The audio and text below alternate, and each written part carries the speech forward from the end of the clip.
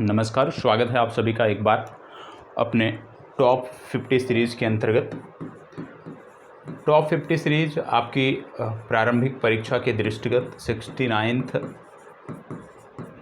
BPSC prelims के दृष्टिगत संचालित की जा रही थी और इस सीरीज़ में पहली वीडियो आपने देखी थी। पहली वीडियो जो आपने देखी थी उसमें हमने अध्ययन किया था कोशिका के बारे में। कोशिका से हमने अपनी चर्चा शुरू की थी और कोशिका से पहले हमने कुछ आधारभूत समझ जीव विज्ञान को लेकर के विकसित की थी। तो यहीं से हमारे इस सेशन की शुरुआत हुई थी। ये पहली वीडियो थी टॉप 50 सीरीज़ के अंतर्गत और इसी सीरीज़ को आगे बढ़ाते हुए आज हम उपस्थित हुए हैं और टॉप 50 सीरीज़ की ये दूसरी वीडियो आपको मिलने जा रही है। फर्स्ट वीडियो को आप सब ने काफ़ी सराहा है, बहुत अच्छा लगा और मैं हमेशा कहता हूँ कि यदि आपको कहीं पर कुछ कमी दिख रही है किसी भी वीडियो में, ठीक है, कुछ आपके सुझाव हैं, तो जो आपके सुझाव हैं, जो कमियाँ आपको दिख रही हैं वो आपको बताना चाहिए जिससे उस दिशा में हम काम कर सकें, क्योंकि अंतिम उद्देश्य यही है कि जो हमारी परीक्षा की मांग है उस आधार पे कंटेंट आपको उपलब्ध कराया जाए।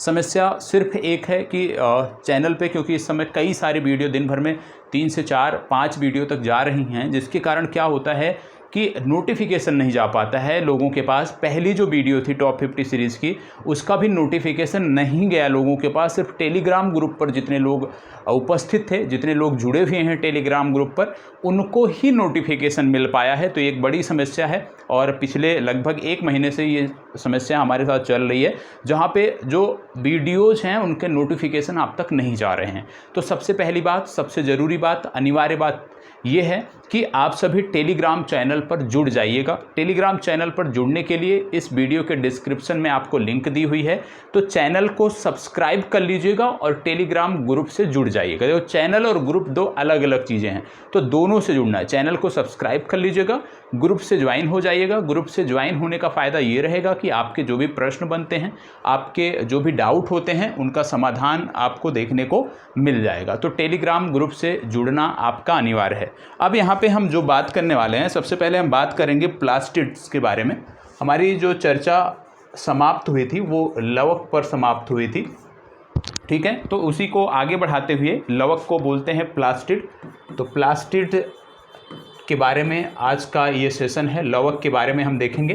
पिछली चर्चा में हमने यहीं पर समाप्त किया था और हमने बताया था कि ये जो प्लास्टिड है, ये जो लवक है, ये केवल और केवल प्लांट सेल में पाया जाता है। ये पिछले सेशन में चर्चा हुई थी, प्लांट सेल में केवल ये देखने को मिलता है। और हमने पिछले सेशन में यह भी देखा था कि लवक जो है ये 3 प्रकार के होते हैं। ये भी हमने पिछले सेशन में देखा था। पिछले सेशन में इसकी चर्चा की थी कि लवक कितने प्रकार के होते हैं और लवक के प्रकार में हमने देखा था कि 3 प्रकार कौन कौन से। सबसे पहला हमने देखा था क्लोरोप्लास्ट। सबसे पहला जो हमने देखा था वो था क्लोरोप्लास्ट। क्लोरोप्लास्ट पहला प्रकार देखा था। दूसरा प्रकार हमने देखा था क्रोमोप्लास्ट।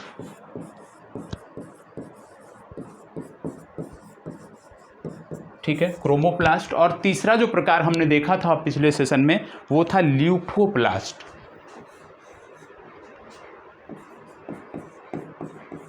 ठीक है, तो ये हमने देखा है पिछले सेशन में कि भाई लवक जो होते हैं वो 3 प्रकार के होते हैं, क्रोमोप्लास्ट, क्लोरोप्लास्ट और ल्यूकोप्लास्ट। अब क्लोरोप्लास्ट साथ ही साथ क्रोमोप्लास्ट और ल्यूकोप्लास्ट की हिंदी भी हमें समझना है, क्योंकि बहुत सारे हमारे साथी हैं जो हिंदी भाषा से जुड़े हुए हैं। आप कह सकते हैं जिन्होंने हाई स्कूल के बाद कभी साइंस पढ़ा नहीं है, तो उनके लिए यहाँ पे इसकी जो हिंदी है वो भी मैं बता दे रहा हूँ। लेकिन प्रयास करना है कि जीव विज्ञान में ज़्यादातर जो शब्द हैं उनके अंग्रेजी अर्थ आपको पता होने चाहिए, ठीक है। क्योंकि कई बार क्या होता है कि हमारी परीक्षाओं में लगातार हो रहा है, गूगल ट्रांसलेट की वजह से शाब्दिक त्रुटियां हो रही हैं और ऐसे में हमारे प्रश्न जो आते हुए भी होते हैं वो भी हम गलत कर देते हैं, क्योंकि हिंदी में जो ट्रांसलेशन होता है वो त्रुटिपूर्ण होता है। तो जैसे हम देख रहे हैं, पहला क्लोरोप्लास्ट। क्लोरोप्लास्ट को बोलते हैं हरित लवक। क्या बोलते हैं इसको? इसको बोलते हैं हरित लवक। हरित लवक इसको बोलते हैं। क्रोमोप्लास्ट को यदि हम बात करें तो क्रोमोप्लास्ट को बोलते हैं वर्णी लवक। ये हो गया आपका वर्णी लवक। और ल्यूकोप्लास्ट की जब हम बात करते हैं, ल्यूकोप्लास्ट की जब हम बात करते हैं, इसको बोलते हैं आवर्णी लवक। ठीक है। अब यहाँ पे जो हमें अपनी प्रारंभिक परीक्षा की दृष्टि से समझने की ज़रूरत है, उसमें ये देखना है कि ये जो तीनों प्रकार हैं, इनकी कुछ अलग अलग विशेषताएं हैं जो हमें पता होना चाहिए। जैसे हरित लवक की यदि हम बात करें तो जो भी प्लांट है, जो भी पौधा है, उसमें जो हरा रंग होता है, प्लांट में हरे रंग के लिए जिम्मेदार है, ये हरे रंग के लिए ये जिम्मेदार होता है, ये आपको पता होना चाहिए। ठीक है। प्लांट में हरे रंग के लिए जिम्मेदार कौन होता है? क्लोरोप्लास्ट होता है, या जिसको आप हरित लवक बोलते हैं। साथ ही साथ प्रकाश संश्लेषण की क्रिया में जब क्लोरोफिल की बात आती है तो वहाँ भी ये हरित लवक जिम्मेदार होता है, वहाँ भी हरित लवक जो है ये अपना रोल निभाता है। साथ ही साथ यह लाल नीले प्रकाश का, जब प्रकाश संश्लेषण की क्रिया होती है उस दौरान आपको पता होना चाहिए कि यहाँ पे लाल नीले प्रकाश का अवशोषण भी होता है। ठीक है। यदि हम हरित लवक की बात करें तो लाल नीले प्रकाश का अवशोषण भी ये पूछा जाता है, प्रश्न पूछा गया है। ठीक है। तो लाल नीले प्रकाश का अवशोषण होता है, ये आपको पता होना चाहिए। ठीक है। ये तीन चीज़ें ज़रूरी हैं। अब बात आती है वर्णी लवक की। वर्णी लवक, या जिसको आप क्रोमोप्लास्ट बोलते हो, तो याद रखना है कि प्लांट में जो हरा रंग है, हरे रंग के लिए तो आपका हरित लवक या क्लोरोप्लास्ट जिम्मेदार है, लेकिन हरे रंग के अलावा पौधे में जो अन्य रंग होते हैं उसके लिए जो जिम्मेदार लवक है, उसके लिए जो जिम्मेदार प्लास्टिड्स है, वो कौन सा है? वो है वर्णी लवक। तो हरे रंग को छोड़कर, हरे रंग को छोड़कर अन्य रंगों के लिए, अन्य रंगों के लिए ये जिम्मेदार है, ये आपको पता होना चाहिए। हरे रंग को छोड़कर अन्य रंगों के लिए ये जिम्मेदार है, ये आपको पता होना चाहिए। इसके साथ साथ बात आती है अब अवर्णी लवक की। ठीक है। अब अवर्णी लवक, या जिसको ल्यूकोप्लास्ट आप बोलते हो, इसके बारे में हम कुछ समझ लेते हैं। और ल्यूकोप्लास्ट की जब आप बात करते हो तो आपको देखने को मिलता है कि ल्यूकोप्लास्ट या अवर्णी लवक जो होता है ये पुनः 3 प्रकार का होता है। अभी हम उस पर जाएंगे, लेकिन उससे पहले आपको बता दें कि अवर्णी लवक क्या होता है। ज़्यादातर आप देखते हैं ये क्या है, अवर्णी लवक मतलब ये रंगहीन होता है, रंगहीन होता है। और इसका संबंध यदि हम बात करें तो इसका संबंध पौधों की जड़ों से होता है। ठीक है। कहाँ से होता है? इसका संबंध पौधों की जड़ों से होता है, ये आपको पता होना चाहिए। साथ ही साथ इसका मुख्य कार्य क्या है? इसका मुख्य कार्य है भोजन का संचय। तो याद रखिएगा, इसका मुख्य कार्य है भोजन का संचय। तो यदि आपसे पूछ लिया जाए कौन सा लवक भोजन के संचय के लिए जिम्मेदार है, भोजन का संचय कौन सा लवक करता है, तो आपको आसान शब्दों में जवाब देना है अवर्णी लवक या ल्यूकोप्लास्ट। यदि आपसे बोल दिया जाए कि जड़ों से संबंधित कौन सा लवक होता है तो आप बताओगे अवर्णी लवक, ल्यूकोप्लास्ट। ल्यूकोप्लास्ट की बात करें तो 3 प्रकार आपको देखने को मिलते हैं। एमाइलोप्लास्ट, हालांकि इस पे जाना नहीं है, यहाँ पे प्रश्न बनते नहीं हैं, लेकिन आपको जानकारी के लिए पता होना चाहिए। पहला इसमें देखने को मिलता है एमाइलोप्लास्ट, दूसरा देखने को मिलता है इलियोप्लास्ट, और तीसरा देखने को मिलता है प्रोटीनोप्लास्ट। तो 3 इसके अन्य प्रकार देखने को मिलते हैं। अवर्णी लवक के 3 प्रकार देखने को मिलते हैं। ठीक है। और तीनों प्रकार सिर्फ आपको पता हो तो काम चल जाएगा। पहला है एमाइलोप्लास्ट। ठीक है, नोट कर लीजिएगा, एमाइलोप्लास्ट, प्रोटीनोप्लास्ट, एमाइलोप्लास्ट हो गया, प्रोटीनोप्लास्ट हो गया, और एक है एलियोप्लास्ट, इलियोप्लास्ट, ELEIOPLAST। ठीक है। तो ये 3 आपके प्रकार हैं, इनको भी आपको याद रखने की ज़रूरत है। ये तो हो गया लवक के बारे में। लवक के बाद हम आगे बढ़ते हैं, देखेंगे हम माइटोकॉन्ड्रिया के बारे में। तो आइए देखते हैं माइटोकॉन्ड्रिया के बारे में। माइटोकॉन्ड्रिया, अब हम माइटोकॉन्ड्रिया की चर्चा करने वाले हैं, माइटोकॉन्ड्रिया के बारे में देखने वाले हैं। माइटोकॉन्ड्रिया के बारे में यदि हम बात करें तो सबसे पहले आप जानते हैं कि इसको कोशिका का ऊर्जा घर कहते हैं। क्या कहते हैं? इसको ऊर्जा घर कहते हैं। किसका? कोशिका का। तो याद रखना है कि इसको कोशिका का ऊर्जा घर कहते हैं। माइटोकॉन्ड्रिया क्या हो गया? माइटोकॉन्ड्रिया आपका कोशिका का ऊर्जा घर हो गया। Power house of the cell के नाम से इसको जानते हैं। ठीक है, किस नाम से? Power house of the cell. देखो, प्रयास करना है कि इसी सेशन से मैक्सिमम चीज़ें लेकर के जाएं। ऐसा ना हो कि आपको रिवीजन करने की आवश्यकता पड़े। रिवीजन तो करना है, लेकिन कम से कम सबका प्रयास होना चाहिए कि इतने ध्यान से चीज़ों को देखना है। धीरे धीरे इसीलिए बता रहा हूँ, स्पीड बहुत ज़्यादा नहीं है।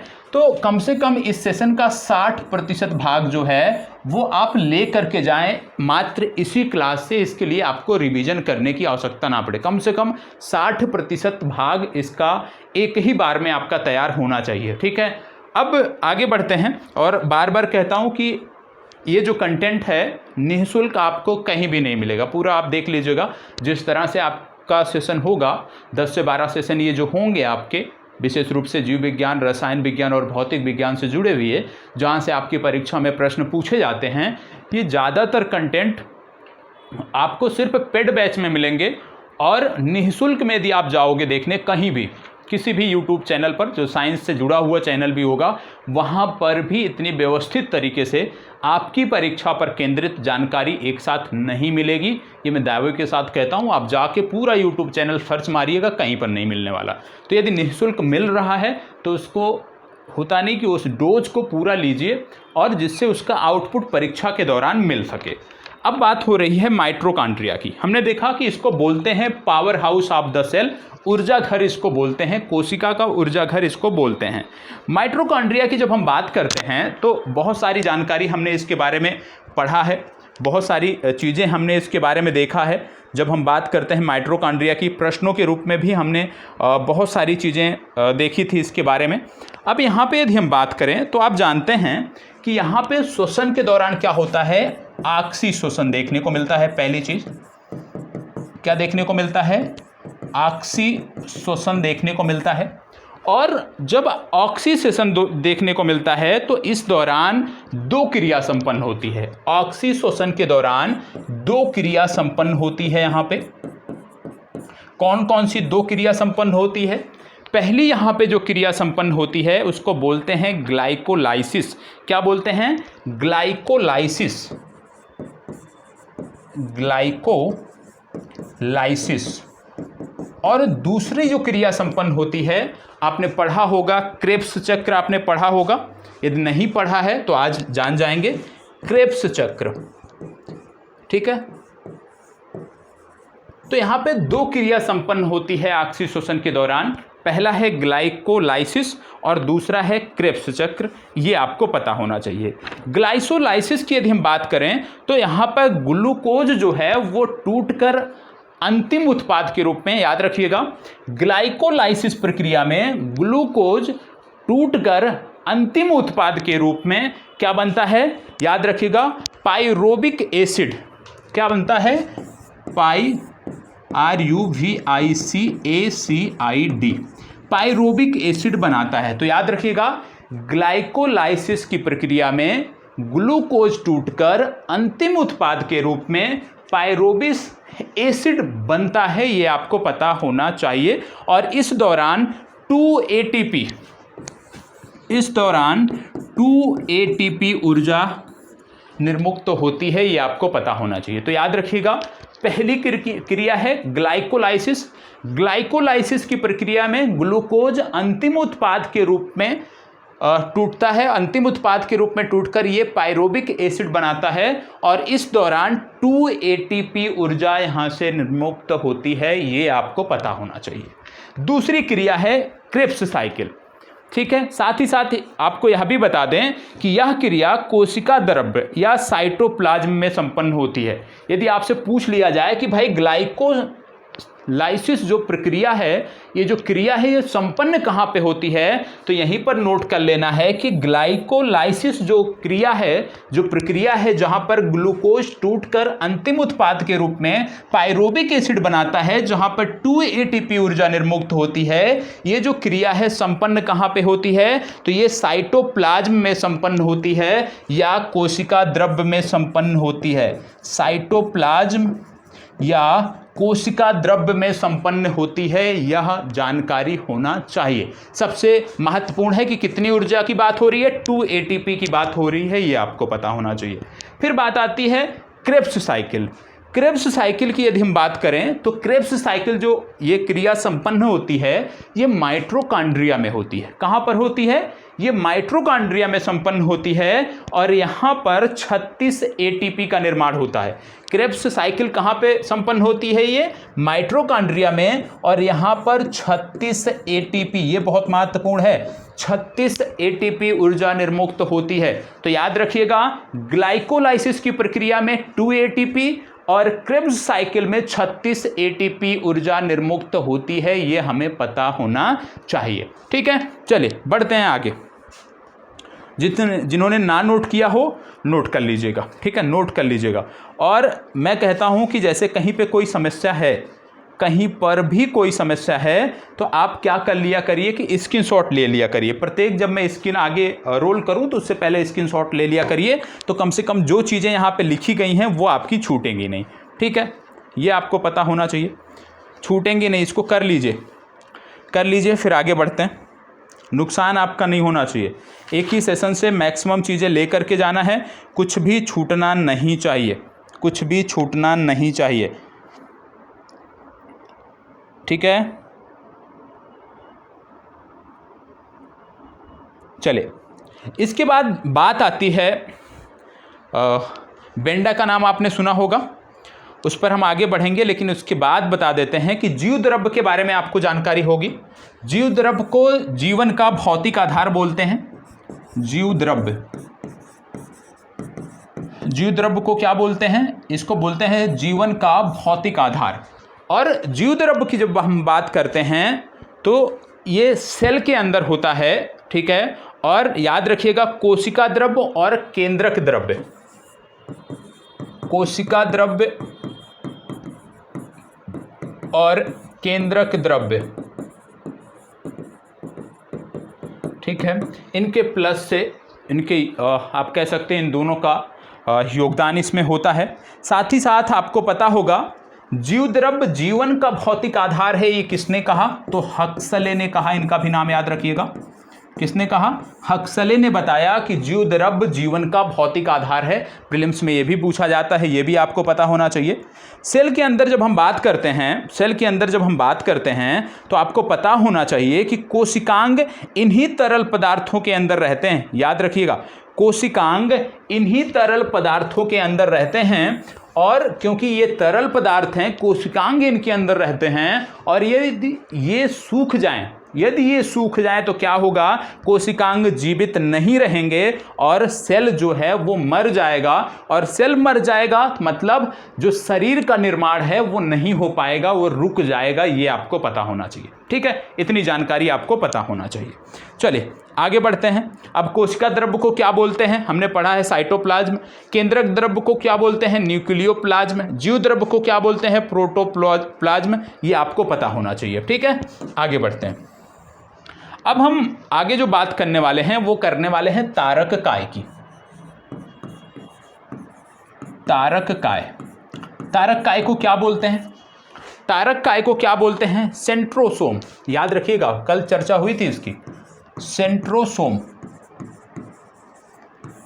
ठीक है, सेंट्रोसोम बोलते हैं तारक काय को। तारक काय की यदि हम बात करें तो पादप कोशिका में नहीं पाया जाता है। याद रखिएगा, तारक काय पादप कोशिका में देखने को नहीं मिलता है, जंतु कोशिका में पाया जाता है, यह आपको पता होना चाहिए। साथ ही साथ कार्य इसका क्या है? कोशिका विभाजन में मदद करना, ठीक है।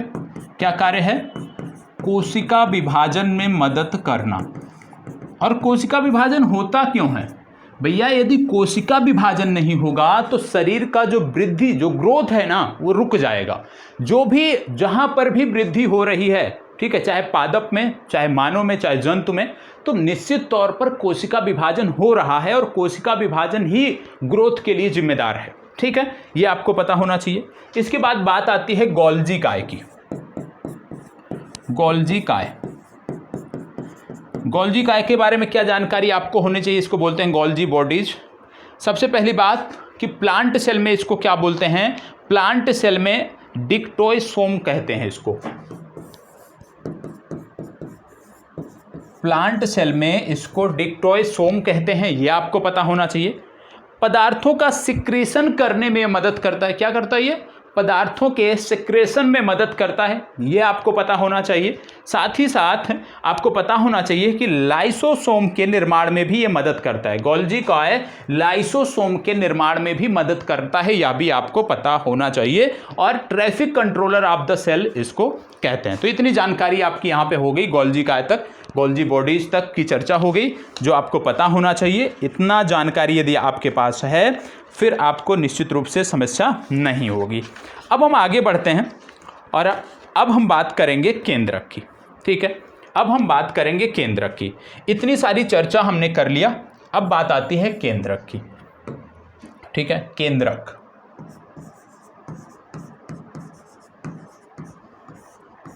केंद्रक की अब हम बात करने वाले हैं। ठीक है, केंद्रक की खोज किसने की थी? तो सबसे पहली बात आती है रॉबर्ट ब्राउन का नाम। खोजकर्ता कौन थे?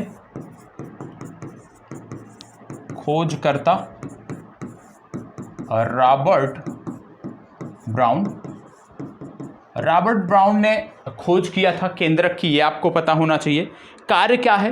केंद्रक का कार्य क्या है? केंद्रक का कार्य होता है, जो सेल का कार्य होता है, सेल के समस्त कार्यों का जो नियंत्रण है वो केंद्रक करता है। क्या करता है ये? सेल के समस्त कार्यों का नियंत्रण। सेल के समस्त कार्यों का नियंत्रण करता है। ये सेल के समस्त कार्यों का नियंत्रण करता है केंद्रक, ये आपको पता होना चाहिए। इसके साथ साथ ये क्या करता है? इसके साथ साथ आपको बता दें कि जो आनुवांशिक गुण होते हैं, ठीक है, याद रखिएगा, यह आनुवांशिक गुणों को निर्धारित करने वाला अवयव रखता है। क्या रखता है? अवयव रखता है। किस प्रकार का अवयव? आनुवांशिक गुणों को निर्धारित करने वाले, आनुवांशिक गुणों को निर्धारित करने वाले अवयव रखता है। साथ ही साथ यह कोशिका विभाजन में भी मदद करता है। कोशिका विभाजन में भी मदद करता है। ठीक है, कोशिका विभाजन में भी मदद करता है। और क्या करता है? केंद्रक के अंदर आप जानते होंगे कि क्या होते हैं? आनुवांशिक पदार्थ होते हैं। जो केंद्रक होता है, इसी के अंदर आनुवांशिक पदार्थ होते हैं। आनुवांशिक पदार्थ होते हैं, केंद्रक के अंदर आनुवांशिक पदार्थ होते हैं। जैसे ही हमने कहा कि भैया केंद्रक के अंदर होते क्या हैं? आनुवांशिक पदार्थ है। ठीक है, केंद्रक के अंदर क्या होते हैं? केंद्रक के अंदर होते हैं आनुवांशिक पदार्थ। और जब आनुवांशिक पदार्थ की बात करते हैं तो इसमें क्या क्या आते हैं? इसमें आते हैं गुणसूत्र, इसमें आते हैं डीएनए, इसमें आते हैं आरएनए।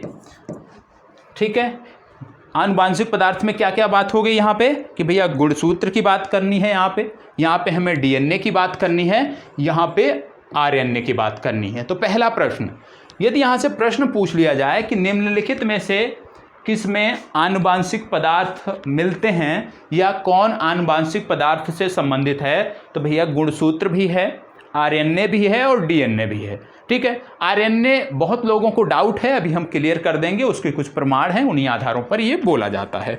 अब गुणसूत्र की यदि हम बात करें तो गुणसूत्र की सबसे पहले एक एक करके चर्चा कर लेते हैं। अब यहाँ पे जो चर्चा है वो है गुणसूत्र की। गुणसूत्र की यदि हम बात करें तो इसका निर्माण डीएनए प्लस हिस्टोन प्रोटीन से होता है। किससे होता है? DNA plus histone protein. याद रखिएगा, डीएनए प्लस हिस्टोन प्रोटीन से गुणसूत्र का निर्माण होता है, यह आपको पता होना चाहिए।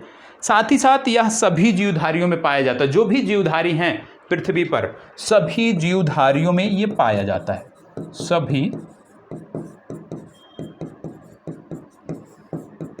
सभी जीवधारियों में यह पाया जाता है। तो याद रखिएगा, गुणसूत्र डीएनए प्लस हिस्टोन प्रोटीन का बना होता है, सभी जीवधारियों में ये पाया जाता है, ये आपको पता होना चाहिए। इसके बाद यदि हम बात करें तो आपको देखने को मिलता है, गुणसूत्र की जब हम बात कर रहे हैं तो सबसे पहले हम चलते हैं मानव कोशिका पर। गुणसूत्र की बात करते करते सबसे पहले हम देखते हैं मानव कोशिका को। मानव कोशिका की जब हम बात करते हैं गुणसूत्र के संदर्भ में, जब हम मानव कोशिका की बात करते हैं तो हमें देखने को मिलता है कि समस्त जो गुणसूत्रों की संख्या है मानव कोशिका में वो 23 पेयर होती है या 23 जोड़ी होती है। ठीक है, 23 पेयर या 23 जोड़ी मानव कोशिका में गुणसूत्रों की संख्या होती है। मतलब कुल गुणसूत्रों की संख्या कितनी हो गई? ये हो गई 46। ठीक है, कुल गुणसूत्रों की संख्या कितनी हो गई? 46 हो गई। अब 46 में यदि हम बात करें, ध्यान से सुनिएगा, यहां से प्रीलिम्स में प्रश्न बनते हैं। 46 में से यदि हम बात करें या 23 में से हम बात कर लें तो 22 पेयर ऐसे होते हैं जो मेल और फीमेल में समान होते हैं। 22 पेयर मेल और फीमेल में समान होते हैं। 22 पेयर मेल और फीमेल में समान होते हैं, ये आपको पता होना चाहिए। यहाँ पे एक और जानकारी दे दूं, और ये जो 22 पेयर नर और मादा में समान होते हैं, इसको नाम क्या देते हैं? इसको नाम देते हैं ऑटोसोम। याद रखिएगा, ये प्रीलिम्स में पूछा गया प्रश्न है कि भैया जो 22 पेयर समान होते हैं गुणसूत्र, उनका नाम क्या है? तो उनका नाम है ऑटोसोम। ठीक है, अब बात आती है 23वें पेयर की। 23वीं जोड़ी जो गुणसूत्र है, 23rd पेयर जो है आपका, 23वीं जोड़ी जो आपका है, ये क्या करता है? ये लिंग निर्धारण में मदद करता है। लिंग निर्धारण में ये क्या करता है? मदद करता है। लिंग निर्धारण में मदद करता है। और आपको बता दें कि यह नर और मादा में असमान होता है, मेल और फीमेल में असमान होता है। और यहाँ पे एक चीज़ और याद रखना है कि नर में ये क्या होता है? सबको पता है, रट गए होंगे आप सभी, XY। मादा में क्या होता है? मादा में क्या होता है? नर में हो गया XY, मादा में हो गया XX। तो ये आपको याद रखने की ज़रूरत है, ये आपको याद रखने की ज़रूरत है कि नर में XY और मादा में XX। अब एक चीज़ याद रखिएगा कि यही जो 23वीं जोड़ी गुणसूत्र है, यही बताता है कि यदि कोई महिला है तो उसको संतान लड़का होगी या लड़की, ये आपको याद रखना है। ये कौन बताता है?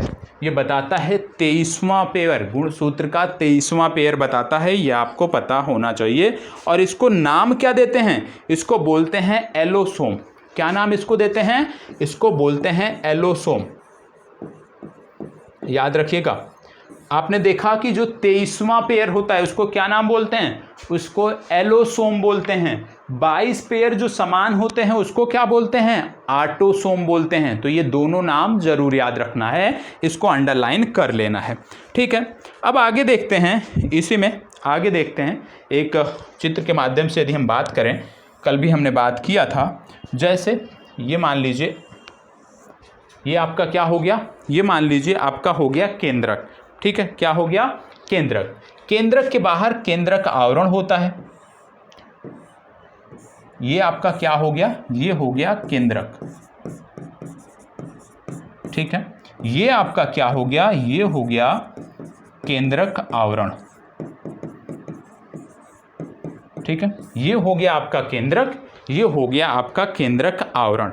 ठीक है, अब केंद्रक आवरण के बाद इसी में यदि हम बात करें,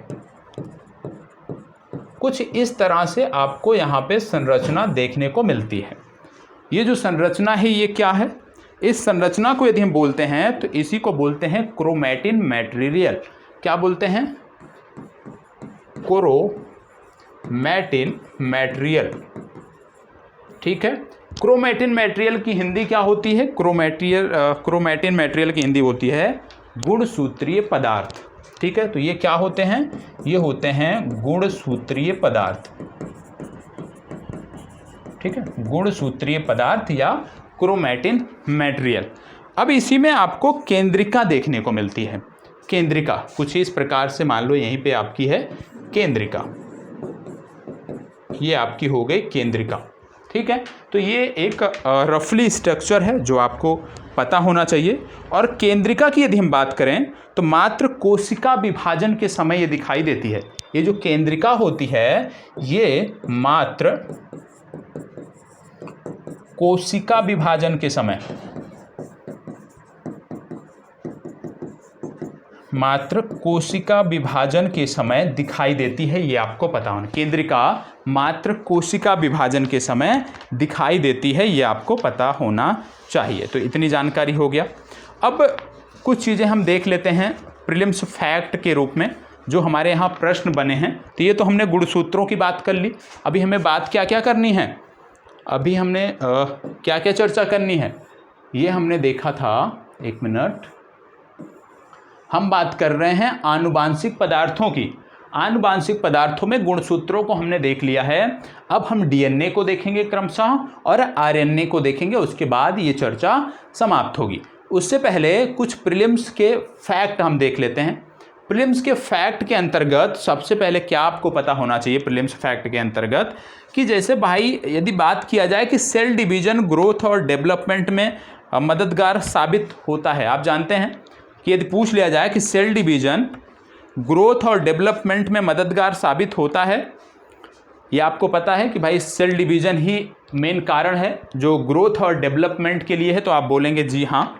साथ ही साथ यदि यूकैरियोटिक की बात करें तो यहाँ पर कौन सा विभाजन देखने को मिलता है, यूकैरियोटिक जो कोशिका होती है, जैसे आपने देखा कि सेल डिवीजन जो है वो ग्रोथ और डेवलपमेंट में मदद करता है। ठीक है, लेकिन हमने कोशिका दो प्रकार की देखी थी, एक हमने देखा था यूकैरियोटिक और एक हमने देखा था प्रोकैरियोटिक। ठीक है, अब यहाँ पे यदि हम बात करें, आपसे पूछ लिया जाए कि यूकैरियोटिक की यदि हम बात करें तो यहाँ पे किस प्रकार का सेल डिवीजन होता है, तो यहाँ पर अर्धसूत्री या समसूत्री विभाजन देखने को मिलता है। क्या देखने को मिलता है यूकैरियोटिक में, क्या देखने को मिलता है, समसूत्री और अर्धसूत्री, समसूत्री और अर्धसूत्री विभाजन देखने को मिलता है।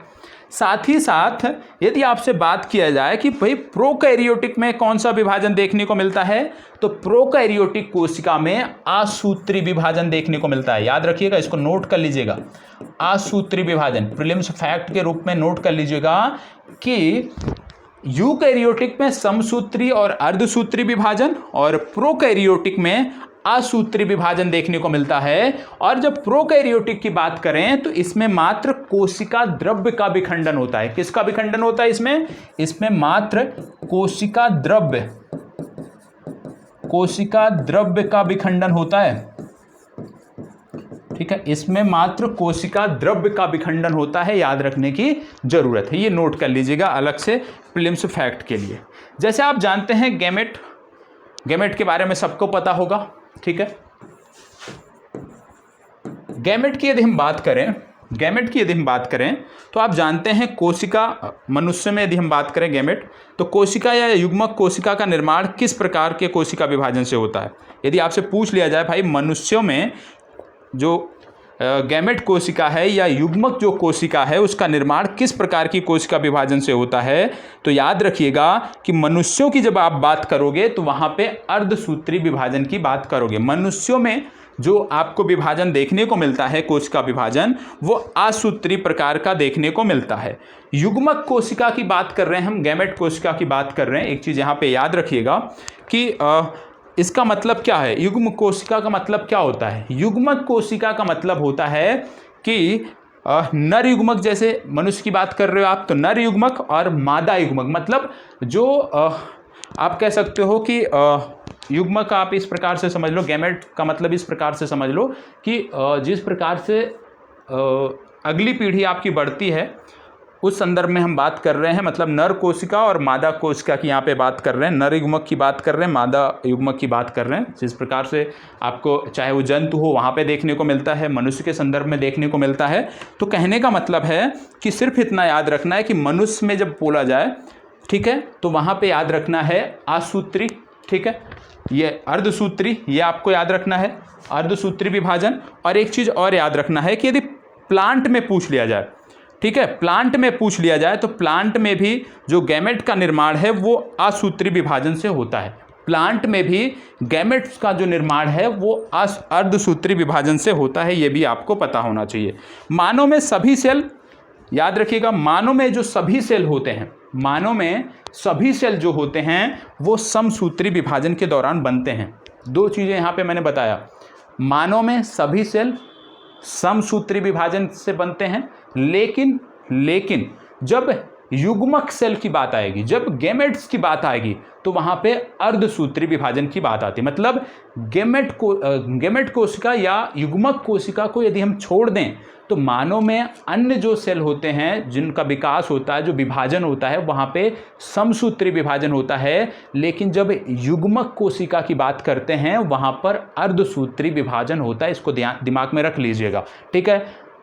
युग्मक कोशिका को छोड़कर, गैमेट कोशिका को छोड़कर यदि अन्य कोशिका की बात करें पूरे शरीर में तो समसूत्री विभाजन। गैमेट कोशिका की बात करें मतलब जहाँ पे लिंग निर्धारण की बात हो रही है, ठीक है, जहाँ पे बात हो रही है नर कोशिका की, जहाँ पे बात हो रही है मादा युग्मक की, जहाँ पे अंडाणु या शुक्राणु की बात हो रही है, वहाँ पे आप बताओगे कि इसका सही उत्तर क्या होगा। इसका सही उत्तर होगा अर्धसूत्री विभाजन। इनको छोड़कर अन्य जगहों पर, शरीर के अन्य भागों में जो कोशिका विभाजन हो रहा है उसको आप बोलोगे समसूत्री विभाजन। प्लांट में क्या होता है, प्लांट में भी अर्धसूत्री विभाजन होता है, ये आपको पता होना चाहिए, ठीक है। इसके साथ साथ बात आती है, एक प्रश्न पूछा जाता है कि किसमें केंद्रक नहीं पाया जाता है, किसके आरबीसी में केंद्रक नहीं पाया जाता है, किसके, ये पूछा गया प्रश्न है आपके यहाँ कि किसके आरबीसी में केंद्रक नहीं पाया जाता है। तो याद रखिएगा, या इसको दूसरे तरह से भी पूछा जा सकता है कि केंद्रक विहीन आरबीसी क्या है, केंद्रक विहीन आरबीसी क्या है। जब हम बात करते हैं केंद्रक विहीन आरबीसी की, या किसके आरबीसी में केंद्रक नहीं आरबीसी मतलब रेड ब्लड सेल, किसके आरबीसी में केंद्रक नहीं पाया जाता है, तो उसमें याद रखिएगा मानव हो गया, मानव के आरबीसी में केंद्रक नहीं होता है, केचुआ के आरबीसी में केंद्रक नहीं होता है, और कई सारे अन्य जीव हैं जिनके आरबीसी में केंद्रक नहीं होता है, ठीक है। तो इसको याद करने की आवश्यकता नहीं है। यदि आपसे पूछ लिया जाए कि किसके आरबीसी में केंद्रक पाया जाता है, किसके आरबीसी में केंद्रक पाया जाता है, तो दो जानवर वहाँ पे याद कर लीजिए, ऊंट और लामा। ऊंट और लामा दो ऐसे जानवर हैं जिनके आरबीसी में केंद्रक पाया जाता है। इसको फैक्ट के तौर पे नोट कर लीजिएगा, ठीक है, फैक्ट के तौर पे नोट कर लीजिएगा। ये जितना अभी हमने डिस्कस किया है ना, ये आपकी परीक्षा में पूछे गए प्रश्न थे, तो उनका डिस्कशन बनता था। अब हम बात कर रहे हैं डीएनए की। अब हमारी चर्चा होगी डीएनए की। डीएनए की हम बात करते हैं तो सबसे पहले डीएनए का full form deoxy ribo nucleic acid, सबको पता होगा, डीऑक्सी राइबो न्यूक्लिक एसिड इसका फुल फॉर्म है। खोजकर्ता कौन थे, फ्रेडरिक मिशर की बात आती है। खोजकर्ता कौन थे, फ्रेडरिक मिशर की बात आती है, ठीक है। यदि आपकी बात की जाए, जब हम बात कर रहे हैं कि मॉडल किसने दिया, डीएनए मॉडल की यदि हम बात करें तो मॉडल में नाम आता है वाटसन तथा क्रिक। किसका नाम आता है, वाटसन तथा क्रिक। तो दोनों चीज याद रखना है, डीएनए मॉडल की बात करते हैं तो वाटसन तथा क्रिक, खोजकर्ता की बात करते हैं तो फ्रेडरिक मिशर। और आपको बता दें इसी मॉडल के लिए 1953 में इन्होंने ये खोज किया, वाटसन तथा क्रिक ने, और बाद में 1962 में या 1963 में, शायद 62 में इनको नोबेल पुरस्कार भी इसके लिए दिया गया, ठीक है।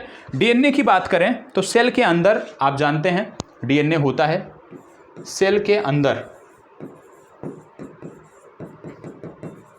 ठीक है, सेल के अंदर आपको देखने को मिलता है डीएनए। और डीएनए और कहाँ कहाँ होता है, एक तो हो गया सेल के अंदर होता है डीएनए, डीएनए और कहाँ कहाँ होता है, तो याद रखिएगा डीएनए केंद्रक में होता है, यदि विकल्प आपके यहाँ रहे कि भाई निम्नलिखित में से डीएनए किन में डीएनए पाया जाता है, तो केंद्रक में डीएनए होता है, माइटोकॉन्ड्रिया में होता है, हरित लवक में पाया जाता है। ये सारी जानकारी आपको होनी चाहिए, केंद्रक, माइटोकॉन्ड्रिया, हरित लवक, सेल। ठीक है, अब बात आती है डीएनए की संरचना की। डीएनए की संरचना की बात आती है, यहाँ पे चीज़ों को ध्यान से समझना है। देखो क्या है कि फर्स्ट टाइम मैं यहाँ पे जीव विज्ञान पढ़ा रहा हूँ, तो कई बार ये जो संरचना बनती है, जो डिज़ाइन बनता है, इसमें त्रुटियां रह जाती हैं, उसको इग्नोर करना है। ठीक है, और अभी फर्स्ट टाइम है, क्योंकि इससे पहले जीव विज्ञान नहीं पढ़ाया है, फर्स्ट टाइम जीव विज्ञान को लेकर काम कर रहा हूँ या साइंस को लेकर काम कर रहा हूँ, तो हो सकता है कहीं किसी शब्द के उच्चारण में कुछ त्रुटि हो, तो उसको इग्नोर करना है। ठीक है, सिर्फ यहाँ पे हमारा उद्देश्य होना चाहिए कि हमें समझना है बस। अब यहाँ पे यदि हम बात करें, ये संरचना देखने को मिल रही है, इसको क्या बोलते हैं? इसको बोलते हैं द्विकुंडलित संरचना। क्या बोलते हैं इसको? इसको बोलते हैं द्विकुंडलित संरचना। तो डीएनए की संरचना क्या होती है? डीएनए की जो संरचना होती है वो द्विकुंडलित संरचना होती है, ये आपको पता होना चाहिए। और आनुवांशिक पदार्थ भी होता है, आप जानते हैं द्विकुंडलित संरचना होती है, आनुवांशिक पदार्थ यहीं पर होता है। साथ ही साथ 4 नाइट्रोजन युक्त क्षार से ये मिलकर बनता है। कितने? ये बहुत महत्वपूर्ण है कि भाई डीएनए कितने नाइट्रोजन युक्त क्षार से मिलता है? 4 नाइट्रोजन युक्त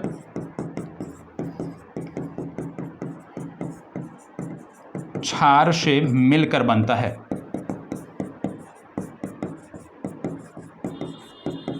4 नाइट्रोजन युक्त क्षार से मिलकर ये बनता है। 4 नाइट्रोजन युक्त क्षार से मिलकर बनता है।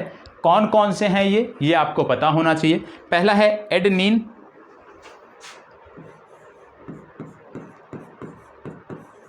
एडेनिन, ठीक है, एडेनिन हो गया। दूसरा आपका हो गया गुआनिन,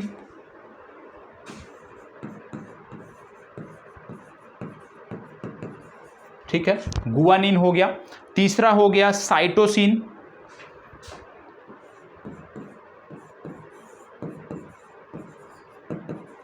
साइटोसिन हो गया, एडेनिन, गुआनिन, साइटोसिन, और तीसरा हो गया थाइमिन।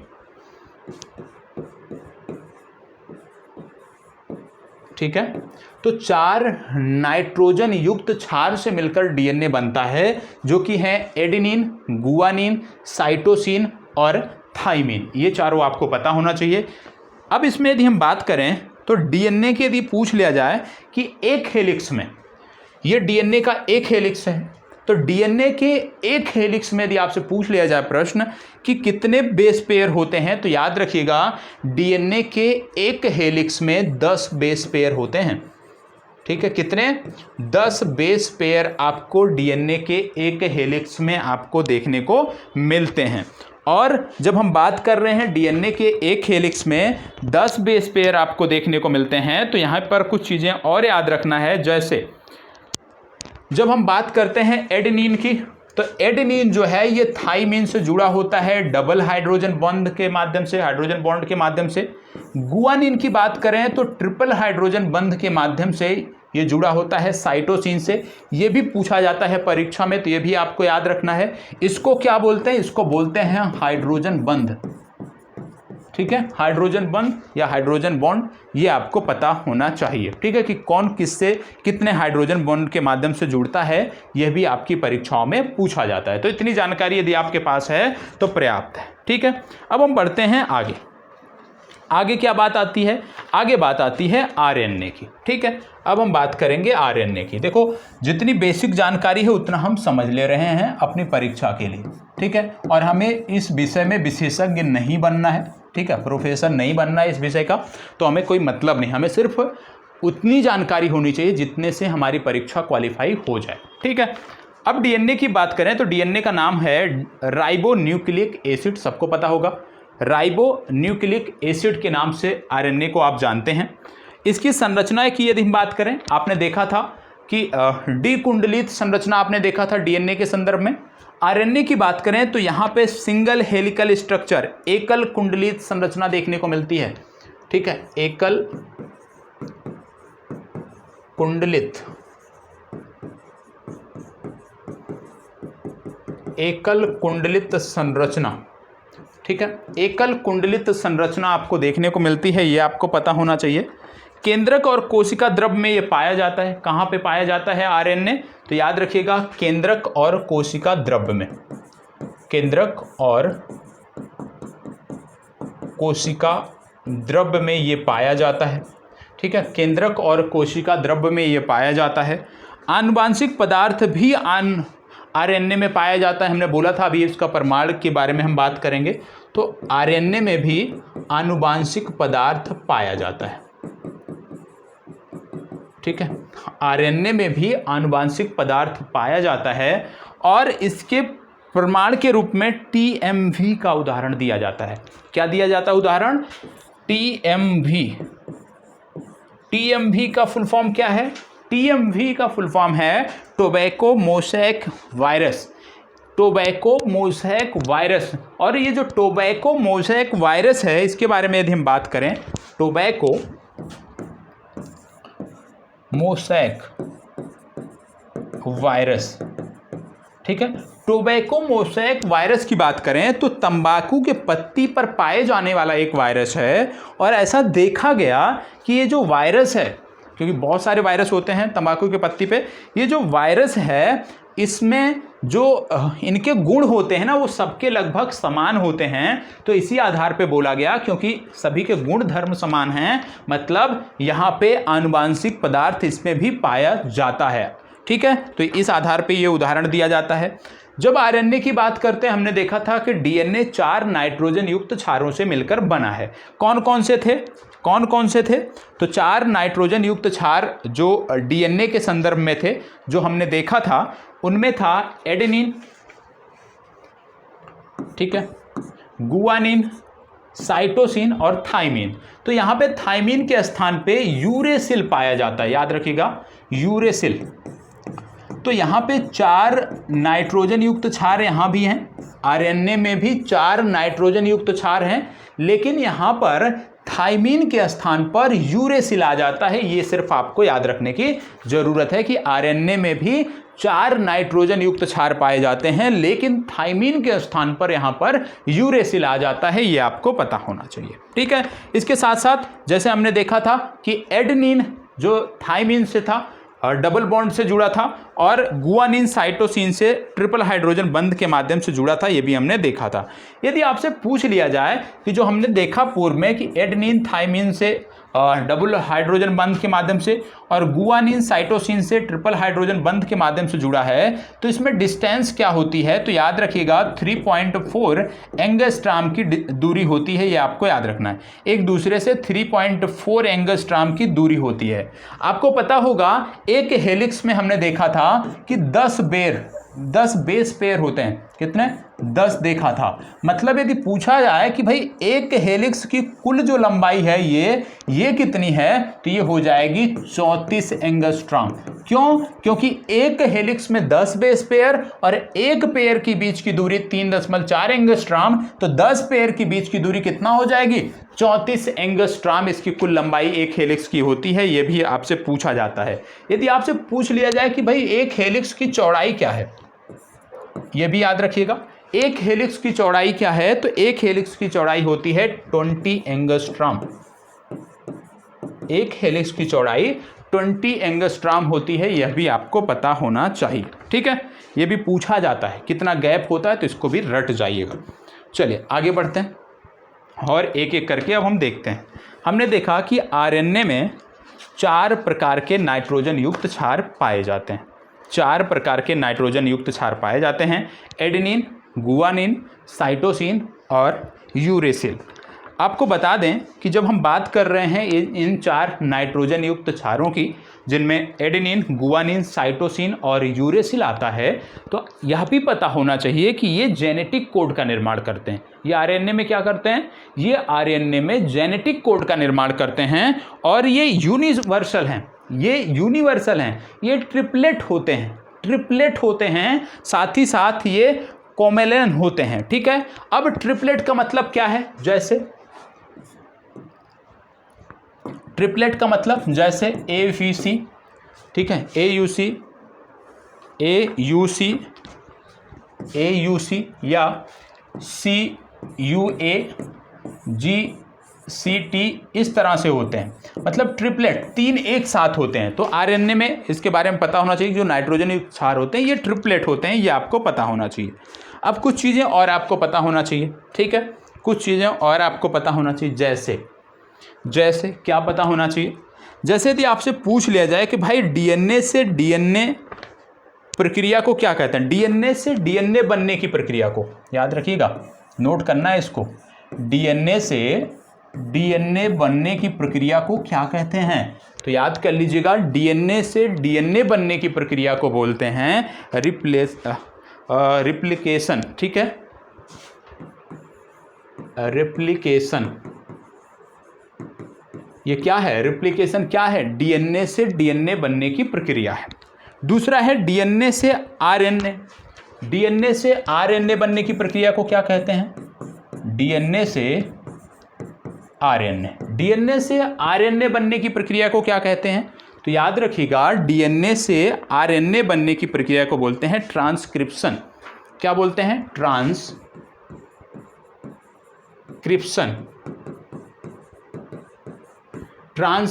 डीएनए से आरएनए बनने की प्रक्रिया को क्या बोलते हैं? ट्रांसक्रिप्शन। यदि आपसे पूछ लिया जाए कि आरएनए से प्रोटीन बनने की प्रक्रिया को क्या बोलते हैं? आरएनए से प्रोटीन बनने की प्रक्रिया को क्या बोलते हैं? तो नोट कर लीजिएगा, आरएनए से प्रोटीन बनने की प्रक्रिया को बोलते हैं ट्रांसलेशन, ठीक है। ट्रांसलेशन किसको बोलते हैं? आरएनए से प्रोटीन बनने की प्रक्रिया को। अब बात आती है कि आरएनए से यदि डीएनए बनता है तब क्या बोलते हैं? आरएनए से यदि डीएनए बनता है तो इसको क्या बोलते हैं? आरएनए से डीएनए बनने की जो प्रक्रिया है इसको बोलते हैं रिवर्स ट्रांसक्रिप्शन, ठीक है, रिवर्स ट्रांसक्रिप्शन, ठीक है।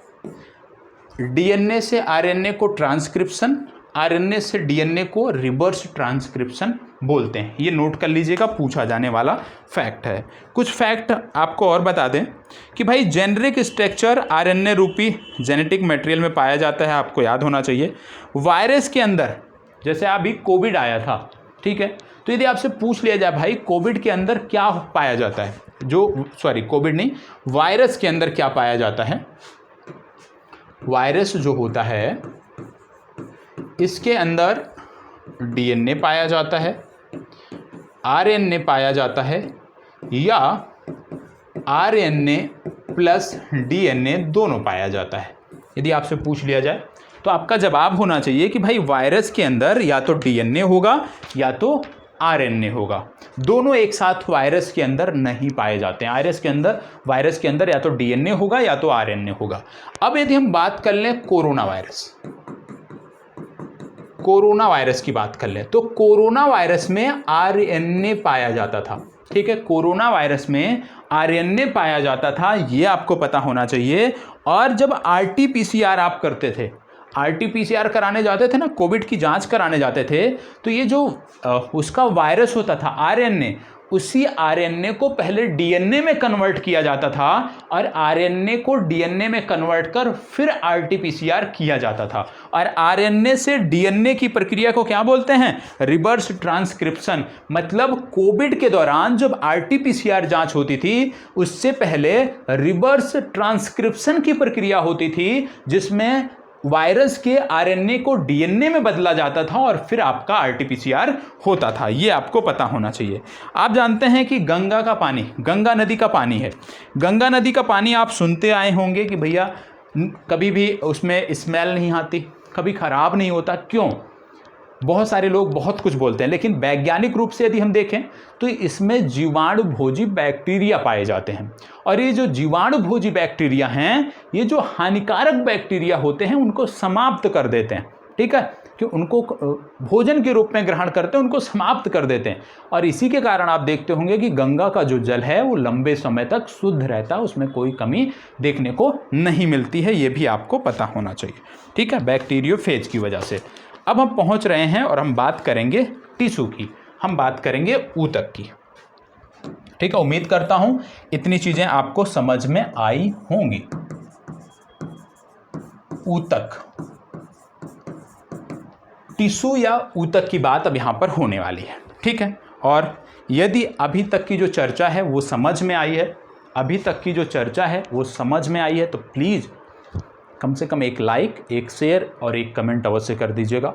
कमेंट में आपकी जो प्रतिक्रिया है, सेशन कैसा लग रहा है, पहले वाले सेशन से बेहतर है या कहीं आपको इससे बेहतर मिल रहा है, तो वो भी आप बताइएगा। ठीक है, थोड़ा सा हम भी प्रयास करेंगे कि अपने लेवल को थोड़ा सा और अच्छा किया जाए, उसके समान किया जाए जो आपका मानक लेवल है, लेकिन अपनी जो क्षमता है उस आधार पे मैं आपको बेहतर कंटेंट दे रहा हूँ। अपना मैक्सिमम प्रयास कर रहा हूँ आप सबको लेकर के, और इस समय इतनी सारी कक्षाएं हैं कि समय नहीं मिल पा रहा है। ठीक है, सारी चीज़ों को करने को समय नहीं मिल पा रहा, क्योंकि एक सेशन ये आपका 1 घंटे 1.5 घंटे का तैयार करने के लिए इसके पीछे 2 घंटे 3 घंटे काम करना पड़ता है, फिर जाके एक सेशन मिल पाता है। और इसी वजह से कई सारे जो आपकी कक्षाएं हैं, जैसे विशेष रूप से मुख्य परीक्षा उत्तर लेखन का डिस्कशन, वो विलम्ब हो जा रहा है। और उसको विलम्ब इसलिए कर रहा हूँ क्योंकि वहाँ पे हम विलम्ब कर सकते हैं, लेकिन इस सेशन को हम विलम्ब नहीं कर सकते, क्योंकि यदि यहाँ पर हम विलम्ब करते हैं तो हमारी प्रारंभिक परीक्षा प्रभावित होगी। ठीक है, और आप यकीन नहीं करोगे इस समय, क्योंकि आप सब जानते हो कि सुबह उठता हूँ, मैसेज तो आपको टेलीग्राम ग्रुप पर चला जाता है, 4 बजे उठने का काम है, 4 से 5 घंटे अधिकतम जो है वो नींद हो पाती है। और अभी सुबह 4 बजे उठने के बाद थोड़ा सा वर्कआउट के बाद, आप कह सकते हो कि 6 बजे से लेकर के 7 साढ़े 7 तक वर्कआउट के बाद आया हूँ, और उसके तुरंत बाद, वर्कआउट से आने के तुरंत बाद ये सेशन रिकॉर्ड कर रहा हूँ। और पूरी तरह से ये जो टी शर्ट आप देख रहे हैं, पूरी तरह से ये आप कह सकते हैं भीगी हुई है।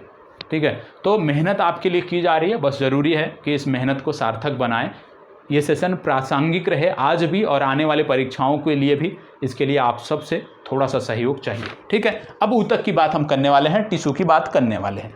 ठीक है, टिश्यू की जब हम बात करते हैं, आप जानते हैं सबसे पहले कि भाई शरीर की, अभी तक जो हमने पढ़ा कि शरीर की सबसे सूक्ष्मतम जो इकाई है उसको सेल बोलते हैं। शरीर की सबसे सूक्ष्मतम इकाई जो है उसको हम सेल कहते हैं, ये अभी तक हमने पढ़ा है। कई सेल आपस में जब मिलते हैं, कई सेल, ऊतक क्या है? जब कई सेल आपस में मिल जाते हैं, कई सेल के मिलने से बनता है। ठीक है, जब कई सारे सेल आपस में मिल जाते हैं तो ऊतक का निर्माण होता है, और यह कोशिकाओं का ऐसा समूह होता है जो संरचना व कार्य में समान होते हैं। यह कोशिकाओं का ऐसा समूह होता है जो संरचना और कार्य में समान होते हैं, यह आपको पता होना चाहिए। ठीक है, टिश्यू की यदि हम बात करें, टिश्यू मिलकर ऑर्गन्स का निर्माण करते हैं। टिश्यू मिलकर ऑर्गन, देखो हमने देखा कई सारे सेल मिलकर टिश्यू का निर्माण करते हैं, कई सारे टिश्यू मिलकर ऑर्गन्स का निर्माण करते हैं, और कई सारे ऑर्गन्स मिलकर ऑर्गन्स सिस्टम का निर्माण करते हैं। ठीक है, ऑर्गन सिस्टम की हिंदी क्या हो गई भैया? अंग तंत्र। मतलब सबसे पहले आसान शब्दों में हमने देखा कि सेल सबसे सूक्ष्मतम इकाई होती है शरीर की।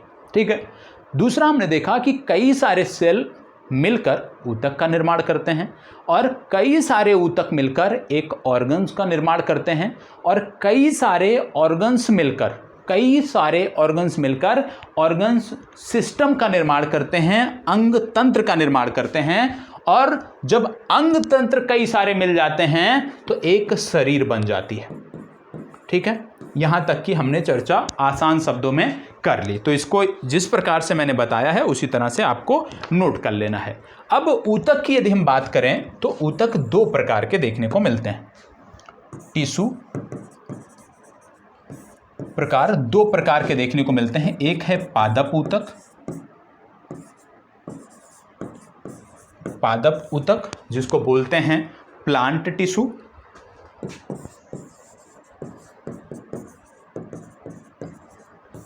ठीक है, दूसरा है जंतु ऊतक, जिसको बोलते हैं एनिमल टिश्यू।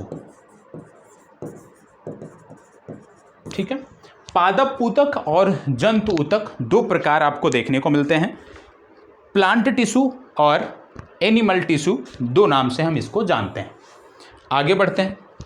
आगे बढ़ने पर आपको देखने को मिलता है कि भाई एक एक करके अब देखेंगे। हमने दो देख लिया, पादप ऊतक देख लिया, जंतु ऊतक देख लिया। अब यहाँ से जो चर्चा होगी एक एक को लेकर करते हैं। सबसे पहले हम बात कर लेते हैं पादप ऊतक की।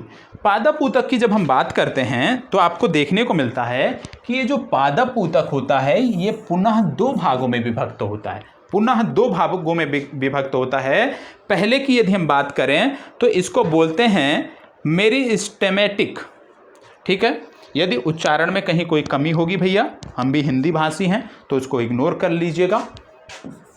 इसको बोलते हैं MERISTEMATIC, meristematic tissue. Meristematic tissue, इसी को हिंदी में बोलते हैं विभज्योतक ऊतक।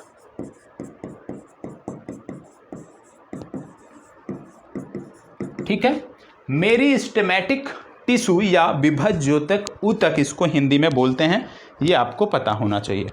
ठीक है, इसके बाद जब हम बात कर रहे हैं तो दूसरा आता है अस्थायी ऊतक या परमानेंट टिश्यू। क्या होता है परमानेंट टिश्यू या अस्थायी ऊतक? तो हमने देखा अभी तक कि भैया ऊतक दो प्रकार के होते हैं। ठीक है, ऊतक क्या था वो हमने देखा। ऊतक दो प्रकार के होते हैं, एक होता है पादप ऊतक, एक होता है जंतु ऊतक। हम पादप ऊतक से अपनी चर्चा को आगे बढ़ा रहे हैं, प्लांट टिश्यू से अपनी चर्चा को आगे बढ़ा रहे हैं। हमने देखा कि प्लांट टिश्यू दो प्रकार के होते हैं, पहला है विभज्योतक ऊतक और दूसरा है अस्थायी ऊतक, या अंग्रेजी में यदि हम बात करें तो पहला है मेरिस्टेमेटिक टिश्यू और दूसरा है परमानेंट टिश्यू। ये दोनों आपको पता होना चाहिए। अब हम एक एक करके देखेंगे। सबसे पहले मेरिस्टेमेटिक टिश्यू को यहाँ पर हम देखेंगे। ठीक है, सबसे पहले मेरिस्टेमेटिक टिश्यू को हम देखेंगे या विभज्योतक ऊतक को देखेंगे। आपको बता दें जिसके सेल हमेशा सेल डिवीजन करते रहते हैं। याद रखिएगा मेरिस्टेमेटिक ऊतक के बारे में क्या याद रखना है कि इसके सेल हमेशा सेल डिवीजन करते रहते हैं। ठीक है, जिसके सेल हमेशा सेल डिवीजन करते रहते हैं मतलब जिसमें लगातार वृद्धि, ग्रोथ एंड डेवलपमेंट, वृद्धि और विकास होता रहता है, वहां पर विभज्योतक ऊतक होता है। मतलब जिसके सेल लगातार सेल डिवीजन करते हैं उसको हम बोलते हैं विभज्योतक ऊतक। साथ ही साथ आप जानते हैं कि किसी जीव के वृद्धि और विकास में जो है वो विभज्योतक ऊतक की, या आप कह लीजिए वृद्धि एवं विकास में सेल डिवीजन की महत्वपूर्ण भूमिका होती है। ये हमने पिछले क्लास में पढ़ा था। हमने देखा मेरिस्टेमेटिक टिश्यू, विभज्योतक ऊतक। विभज्योतक ऊतक के बारे में एक चीज हमने देखा कि जिसके सेल हमेशा सेल डिवीजन करते रहते हैं और सेल डिवीजन ही वृद्धि और विकास के लिए जिम्मेदार होता है। अब आपको पता होना चाहिए कि ये जो मेरिस्टेमेटिक ऊतक है ये भैया पुनः तीन प्रकार का होता है। जो विभज्योतक ऊतक है ये पुनः तीन प्रकार का होता है। कौन कौन से? ये तीनों बहुत अच्छे से नोट करना है। एपिकल मेरिस्टम, एपिकल मेरिस्टम, ठीक है, एपिकल मेरिस्टम। एपिकल मेरिस्टम को क्या बोलते हैं हिंदी में? नोट करना है तो अभी नोट करा देता हूं। पहले अभी एक एक करके देख लेते हैं। दूसरा है इंटरकोलोरी मेरिस्टम, इंटरकोलोरी, इंटरकोलोरी मेरिस्टम, ठीक है। तीसरा जो इसमें प्रकार देखने को मिलता है वो है लैटरल मेरिस्टम, लैटरल मेरिस्टम। हमने देखा कि भाई ऊतक दो प्रकार के होते हैं अभी तक। ऊतक कौन कौन से? पादप ऊतक, जंतु ऊतक। हम बात करने आ गए जंतु ऊतक पे। हमने देखा, सॉरी, पादप ऊतक की बात हम करने शुरू कर दिए। पादप ऊतक में हमने क्या देखा कि भैया जो पादप ऊतक होते हैं वो पुनः दो प्रकार के होते हैं। पहला होता है मेरिस्टेमेटिक टिश्यू और दूसरा है परमानेंट टिश्यू। तो हमने देखा कि चलो पहले मेरिस्टेमेटिक टिश्यू की बात कर लेते हैं और इसके तीन प्रकार हमें देखने को मिले। पहला है एपिकल मेरिस्टम, दूसरा है इंटरकोलोरी मेरिस्टम और तीसरा है लैटरल मेरिस्टम। ये तीन प्रकार हमें देखने को मिल गए, याद रखिएगा। इसमें अब एक एक करके हम चीज़ों को देखेंगे। एपिकल मेरिस्टम की जब हम बात करते हैं, इसको बोलते हैं शीर्षस्थ विभज्योतक। क्या बोलते हैं इसको? शीर्षस्थ विभज्योतक। नोट कर लीजिएगा, शीर्षस्थ विभज्योतक। शीर्षस्थ विभज्योतक इसको बोलते हैं। इंटरकोलोरी मेरिस्टम को क्या बोलते हैं? इंटरकोलोरी मेरिस्टम को नोट कर लीजिएगा, अंतर्बेसी विभज्योतक। अंतर्बेसी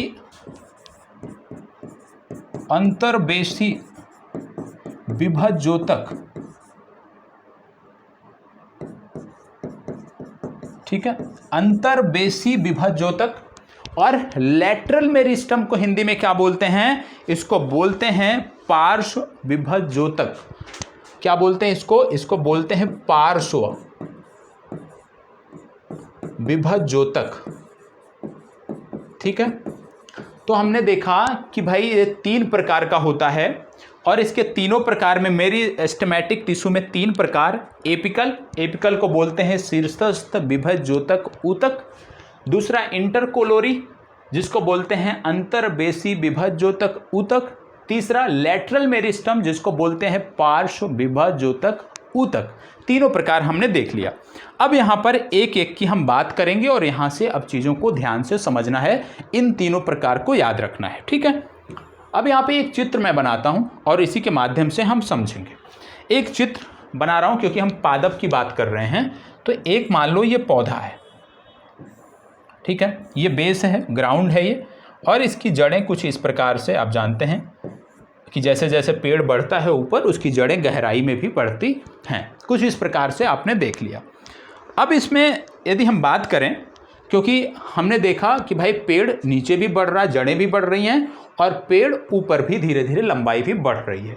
और यदि लंबाई बढ़ रही है, यदि इस पेड़ की लंबाई बढ़ रही है, चाहे वो जड़ों की बढ़ रही हो या ऊपर की लंबाई बढ़ रही हो या ज़मीन के अंदर बढ़ रही हो, ज़मीन के बाहर बढ़ रही हो जो है, तो इसका कारण क्या है कि मतलब यहाँ पर कोशिका विभाजन हो रहा है, ठीक है। कहीं पर भी यदि वृद्धि और विकास हो रहा है, इसका मतलब है कि वहाँ पर कोशिका विभाजन हो रहा है।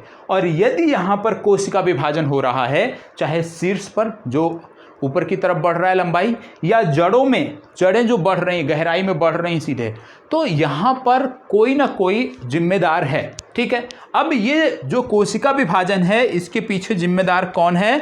इसके पीछे जिम्मेदार है एपिकल मेरिस्टम, ठीक है। मतलब जो पेड़ की जड़ों की लंबाई बढ़ रही है, पेड़ की जो ऊंचाई बढ़ रही है, इसके लिए जो जिम्मेदार ऊतक है वह है शीर्षस्थ विभज्योतक ऊतक या एपिकल मेरिस्टम टिश्यू, ठीक है, याद रखिएगा। मतलब पेड़ की जो गहराई है, मतलब जड़ें जो गहराई में बढ़ रही हैं, या पेड़ की जो ऊर्ध्वाधर लंबाई बढ़ रही है, जहां पे क्योंकि लंबाई बढ़ रही है, कोशिका विभाजन हो रहा है और उसके लिए जिम्मेदार ऊतक कौन है? शीर्षस्थ विभज्योतक ऊतक, ठीक है, क्लियर है। अब बात आती है, पेड़ तो ऐसा है नहीं कि पेड़ सिर्फ लंबाई में बढ़ेगा और जड़ें, शाखाएं भी इसकी होंगी। मान लो ये शाखाएं हैं और ये शाखाएं भी लगातार बढ़ रही हैं, ये शाखाएं भी बढ़ रही हैं। जो शाखाओं की लंबाई बढ़ रही है, इसका मतलब क्या है कि यहाँ पर भी कोशिका विभाजन हो रहा है। तो पेड़ की शाखाओं में जो कोशिका विभाजन हो रहा है, उसके लिए जिम्मेदार ऊतक कौन है भैया? तो उसके लिए जिम्मेदार ऊतक है अंतर्बेसी विभज्योतक ऊतक या इंटरकोलोरी मेरिस्टम टिश्यू, ठीक है। तो दो चीज़ें क्लियर होंगी कि पेड़ की जो लंबाई बढ़ रही है ऊर्ध्वाधर और जो जड़ों की लंबाई बढ़ रही है, उसके लिए जिम्मेदार है शीर्षस्थ विभज्योतक ऊतक, और जो इसकी टहनियाँ जो बढ़ रही हैं, उसके लिए जो जिम्मेदार ऊतक है वो है अंतर्बेसी विभज्योतक ऊतक। बढ़ क्यों रही हैं? क्योंकि कोशिका विभाजन हो रहा है, सेल डिवीजन हो रहा है। अब बात आती है तीसरे, क्योंकि पेड़ एक तो हो गया, शाखाएं इसकी निकलेंगी, शाखाओं में वृद्धि होगी, ठीक है, और एक है लंबाई बढ़ेगी। इसके अलावा पेड़ में क्या होता है भैया, पेड़ की मोटाई भी बढ़ती है, पेड़ की मोटाई भी धीरे धीरे बढ़ती है। अब पेड़ की यदि मोटाई बढ़ रही है तो यहाँ पर भी कोशिका विभाजन हो रहा है, और पेड़ की मोटाई बढ़ने के कारण जो जिम्मेदार यहाँ पे है, इस कोशिका विभाजन में जो जिम्मेदार है वो है पार्श्व विभज्योतक ऊतक, या इसको बोलते हैं लैटरल मेरिस्टेम टिश्यू, ठीक है। तो याद रखना है, तीनों बहुत आसान शब्दों में समझा दिया, इससे ज़्यादा इसमें कुछ भी नहीं है, ठीक है। तो उदाहरण यही पूछा जाएगा कि पेड़ का ऊर्ध्वाधर बढ़ने का कारण या जड़ों का बढ़ने का कारण कौन सा ऊतक है, तो तुरंत टिक करोगे आप एपिकल मेरिस्टेम टिश्यू।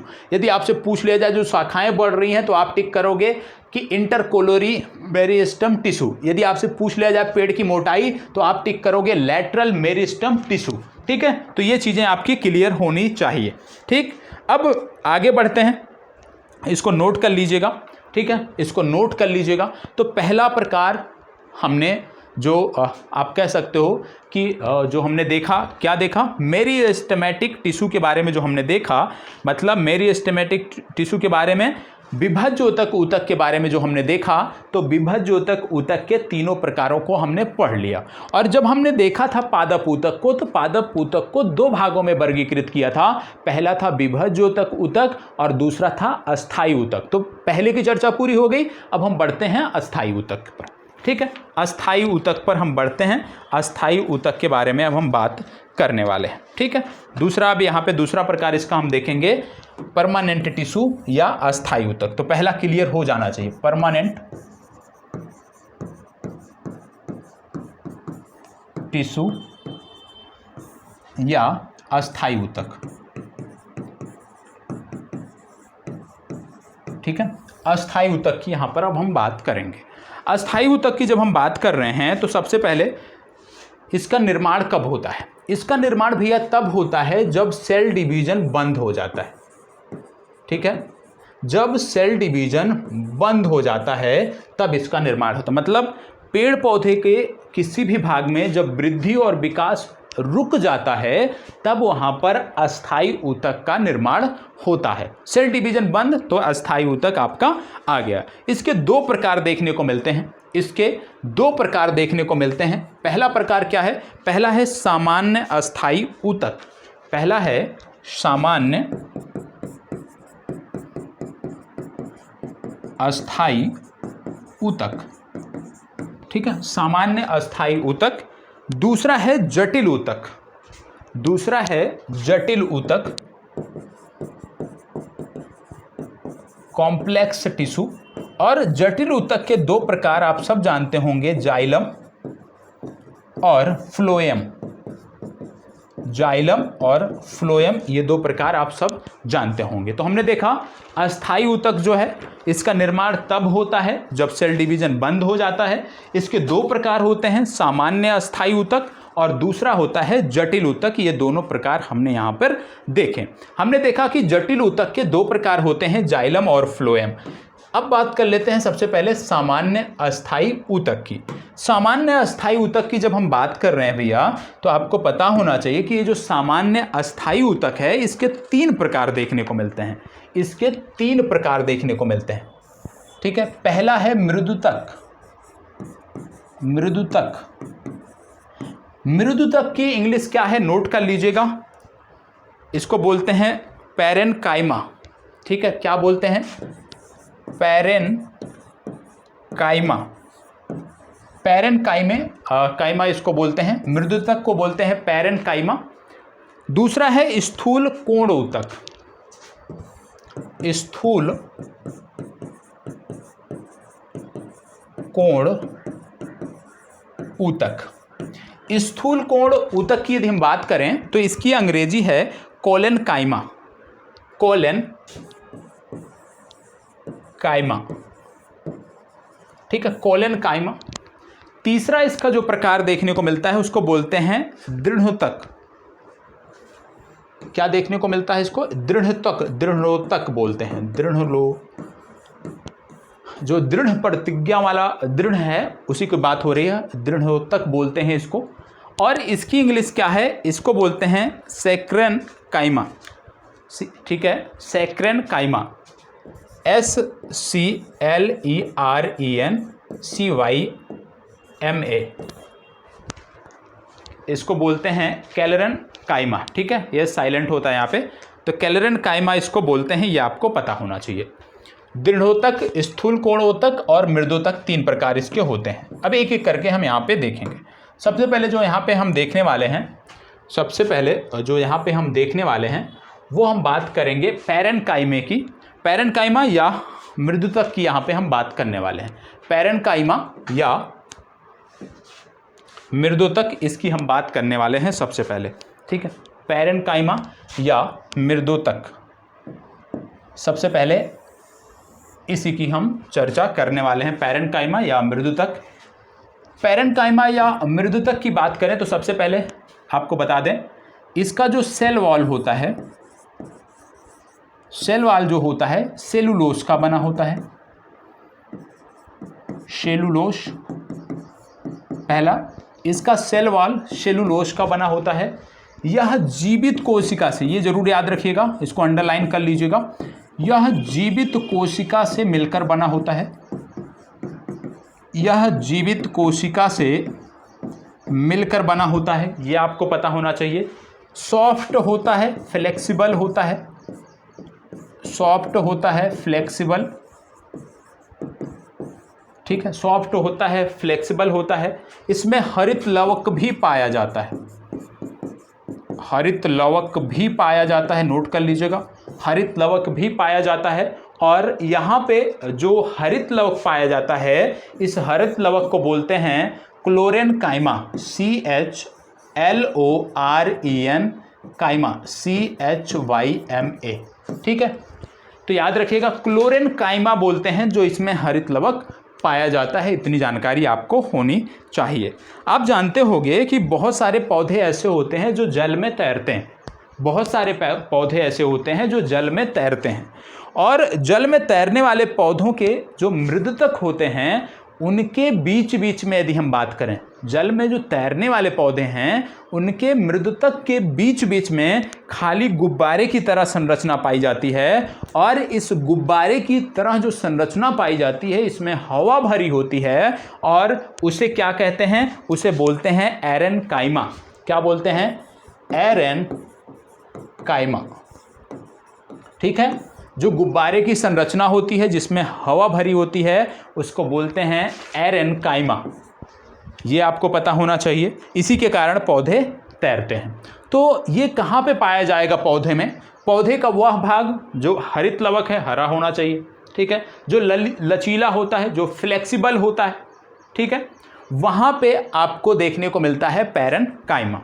ठीक है, अब बात आती है कोलेन्काइमा की। कोलेन्काइमा की यदि हम बात करें, यह भी लिविंग टिश्यू से मिलकर बना होता है। याद रखिएगा, स्थूल कोण ऊतक की यदि हम बात करें तो यह भी living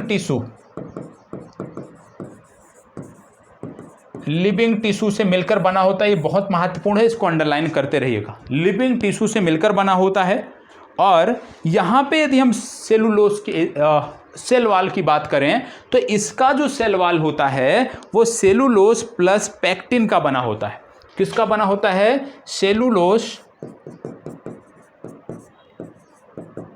plus pectin, PECTIN। Cellulose तथा पैक्टिन का इसका बना होता है, ये आपको याद रखना है। पहले में पैरेन्काइमा में हमने क्या देखा था कि उसका जो सेल वॉल है वो सिर्फ और सिर्फ सेलुलोज का बना होता है। हरित लवक यहाँ भी पाया जाता है, यह भी याद रखिएगा।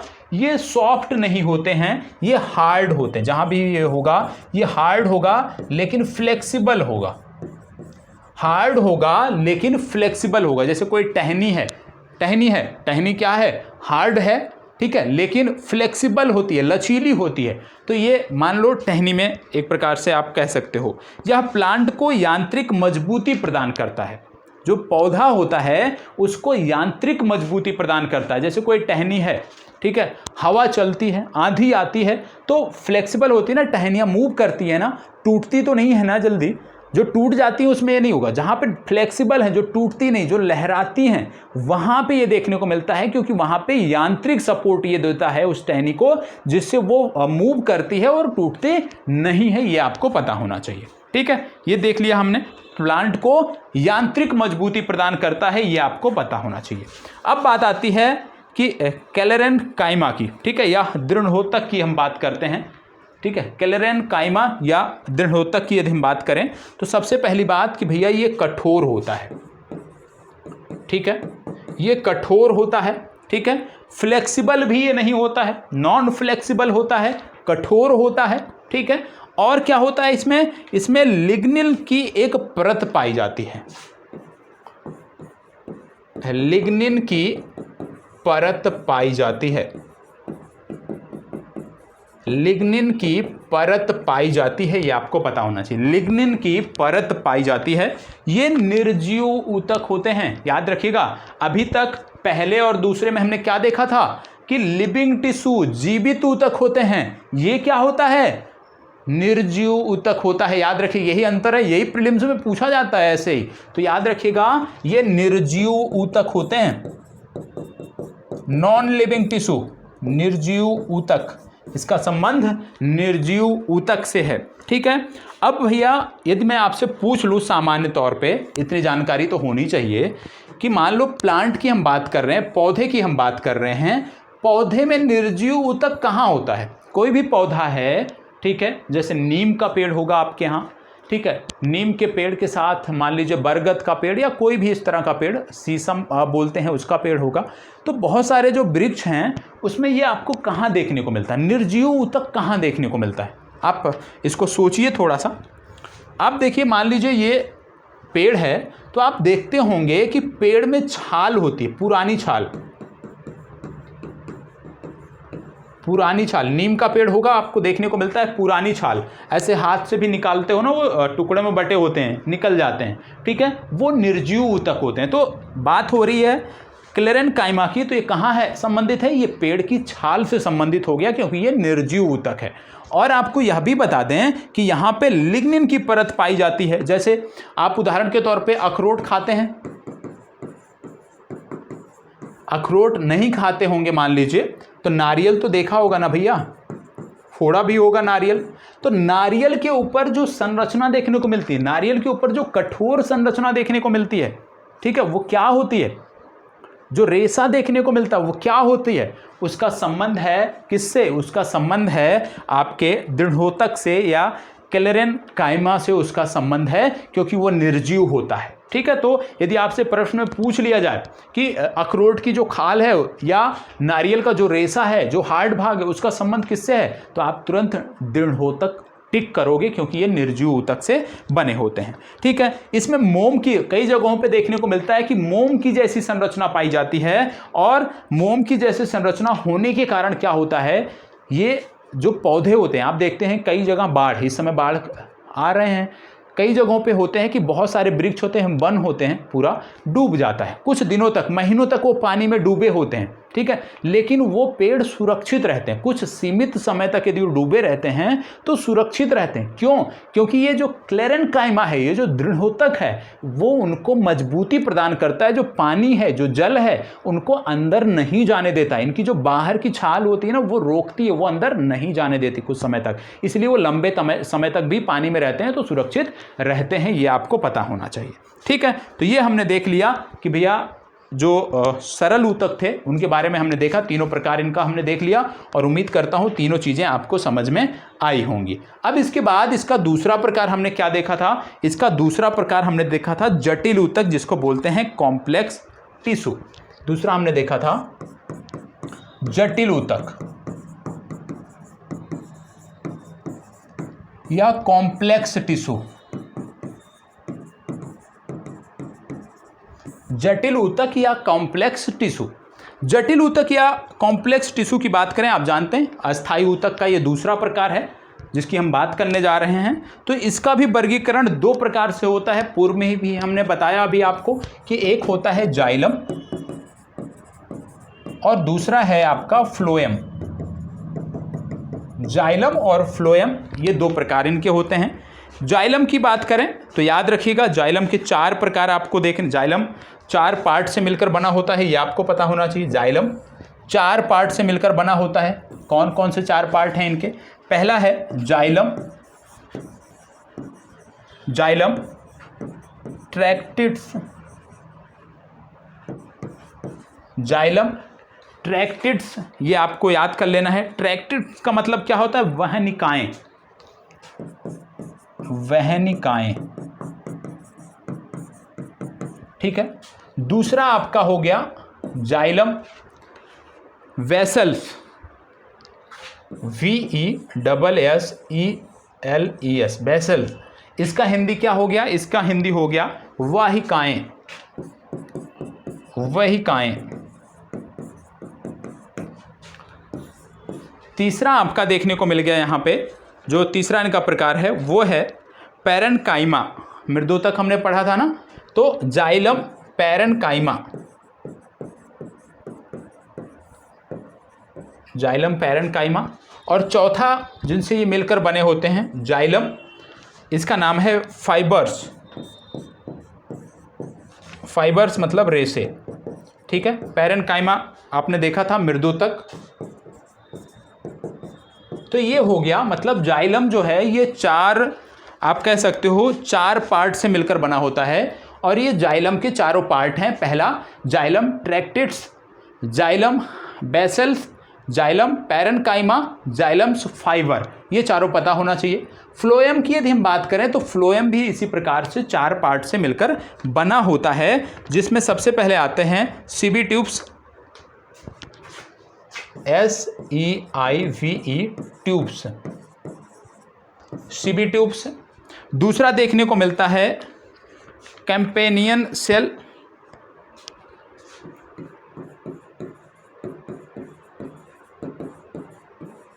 Companion cell.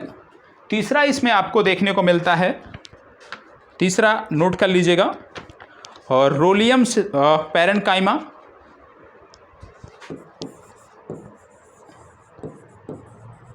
पैरेन्काइमा। इसको सिर्फ देख लीजिएगा, इसमें बहुत ज़्यादा परेशान होने की ज़रूरत नहीं है। दूसरा है रोलियम फाइबर्स, सिर्फ आपको पता होना चाहिए, इसमें कुछ याद करने की ज़रूरत नहीं है कि भाई 4 पार्ट से मिलकर बना होता है। सिर्फ यदि आपका ये याद है तो काम चल जाएगा, इसमें बहुत ज़्यादा परेशान नहीं होना है, ठीक है, कि इसके जो प्रकार हैं वो याद करना है। सिर्फ आपकी जानकारी के लिए यहाँ पे बता दे रहा हूँ। अब इनका हम देख लेते हैं कि इनका काम क्या होता है, जाइलम और फ्लोएम का काम क्या होता है। हमने देखा था कि ये मान लो कोई एक वृक्ष है, ये भूमि हो गया, ये जड़ें हो गई आपकी, ये मान लो पत्ती हो गई, ये पत्ती हो गई, ठीक है। अब इसको समझ लेते हैं हम, इनका काम क्या है। पहला, जैसे हम बात करते हैं जड़ों में क्या होता है, ये रूट है, तो यहाँ पे क्या होगा, यहाँ पे जल होगा, खनिज लवण होंगे। मृदा में क्या क्या होता है, ठीक है, तो खनिज लवण हो गया, जल हो गया, खनिज लवण हो गया, साथ ही साथ जल खनिज लवण जो है मृदा में होते हैं, और बहुत सारे तत्व होते हैं मृदा में, ठीक है, तो वो आपको देखने को मिल गए। तो यहाँ पे यदि हम बात करें जाइलम का कार्य क्या होता है, जाइलम का कार्य होता है ये जो जड़ों में जड़ और खनिज हैं, मतलब मृदा से जो तत्व मिल रहा है, मृदा से जो तत्व मिल रहा है उसको ऊर्ध्वाधर पहुँचाना, उसको पौधे के ऊपरी हिस्से तक ले जाने का कार्य। मतलब जड़ में जो तत्व पौधों के मिल रहे हैं, जड़ में मिल रहे तत्वों को ऊर्ध्वाधर पौधे के ऊंचाई वाले भाग तक पहुंचाने का जो काम होता है वह काम करता है कौन, जाइलम। तो ऊपरी हिस्से तक, मृदा में मिल रहे तत्वों को पौधे के ऊपरी हिस्से तक ले जाने का काम होता है जाइलम का, ये आपको पता होना चाहिए। और ये एक दिशीय गति है, आप देख रहे हैं सीधा ऊपर को जा रहा है, एक दिशीय गति, यह भी आपको याद रखने की जरूरत है। आगे जब हम बढ़ते हैं फिर बात आती है पत्तियों की। पत्तियों की जब बात आती है तो यहाँ पे आपको पता होना चाहिए क्या, कि प्रकाश संश्लेषण द्वारा भोजन बनता है, सबको पता है। प्रकाश संश्लेषण की प्रक्रिया में यहाँ पे भोजन का निर्माण होता है, और पत्तियों में प्रकाश संश्लेषण के माध्यम से जो भोजन का निर्माण हो रहा है भैया, तो भोज्य पदार्थों का हस्तांतरण भी तो होगा। जो यहाँ पे भोजन पत्तियों में बन रहा है इसका हस्तांतरण भी तो होगा पौधों के सभी भाग में, चाहे वो पौधे की ऊंचाई हो, चाहे पौधों के जड़ों, मतलब पौधे के अन्य भागों में, टहनियों में जो हैं, पत्तियों में, पत्तियों से भोजन जो है वो टहनियों में, अन्य सिराओं में ट्रांसफर तो होता है ना। तो जो पत्तियों में भोजन बन रहा है इसको पौधे के अन्य सभी भागों में जो पहुंचाने का काम है वो कौन करता है? वो करता है आपका फ्लोएम। तो याद रखिएगा, ये काम कौन करता है? ये काम करता है फ्लोएम।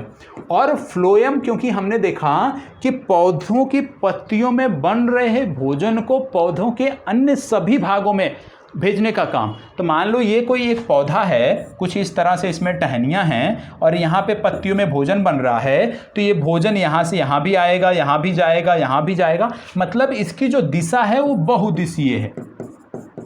ठीक है, तो फ्लोएम जो है वो पत्तियों में बन रहे भोजन को पौधे के अन्य भाग में भेजता है और इसकी जो दिशा होती है वो एक दिशीय नहीं होती है, बहुदिशीय होती है। ये आपको याद रखना है। जाइलम की दिशा एक दिशा में होती है क्योंकि वो जड़ से मृदा में जो तत्व मिलते हैं उनको सीधा पौधे के ऊपरी भाग तक पहुंचाता है। सिर्फ जाइलम और फ्लोएम को इतना आप याद रख लीजिए, इतनी चीज़ें आपके लिए पर्याप्त है।